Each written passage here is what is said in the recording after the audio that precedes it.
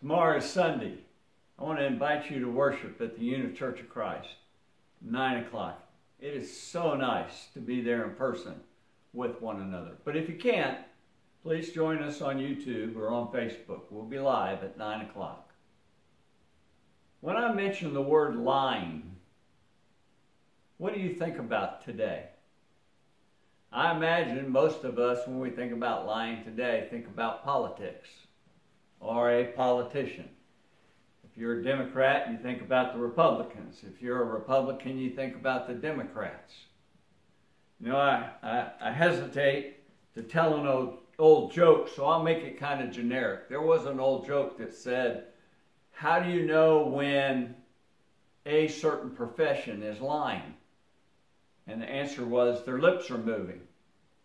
Well, that's a pretty sad commentary.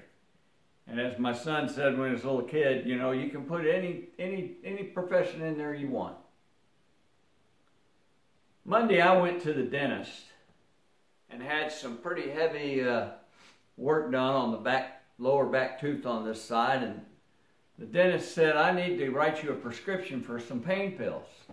I said, I don't need pain pills. He said, yeah, but if you wake up at 2 o'clock in the morning and it's really hurting, you're going to be glad you have them. So I said, okay. And he called a prescription into the pharmacy at about 1:30. Well, I didn't go to the pharmacy until after 6 o'clock. When I got to the pharmacy, I said, hey, I'm here to pick this up. And he said, well, they're not ready. I said, they're not ready. He said, no, they're working on them right now. And I said, look, we called this in before 2 o'clock. And it's after 6 now. That's 4 hours. He said, well, they're working on them right now. If you'll come back in about 25 minutes, we'll have them ready for you. Well, the thought crossed my mind. They're just pills. So he takes one bottle, puts 12 pills in another little pill bottle, puts a cap on it and a label on it. How does that take 25 minutes? I started to say, why are you lying to me? You haven't even started them yet. And now that I'm here, you'll go start on them or somebody will. And I said, look, the only reason I came here was for the pills.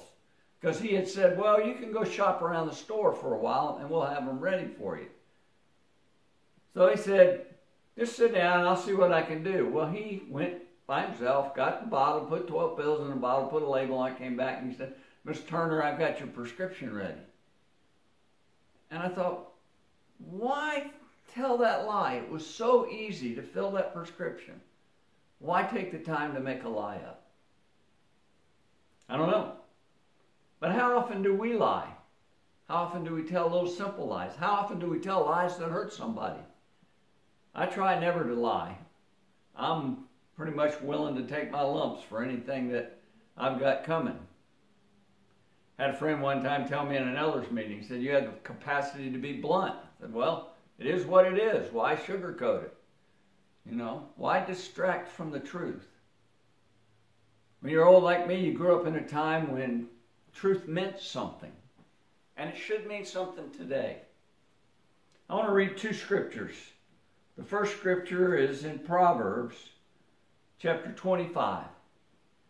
You know, lies hurt people. Lies hurt a lot of people.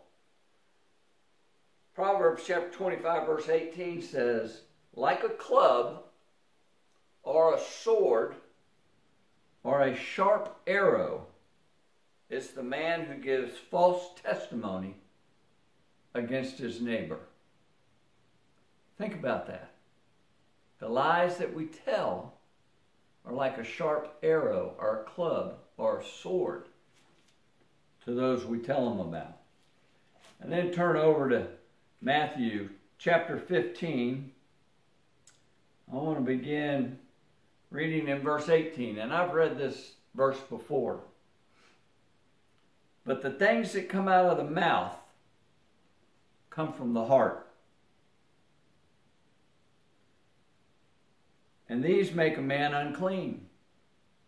For out of the heart come evil thoughts, murder, adultery, sexual immorality, theft, false testimony, and slander.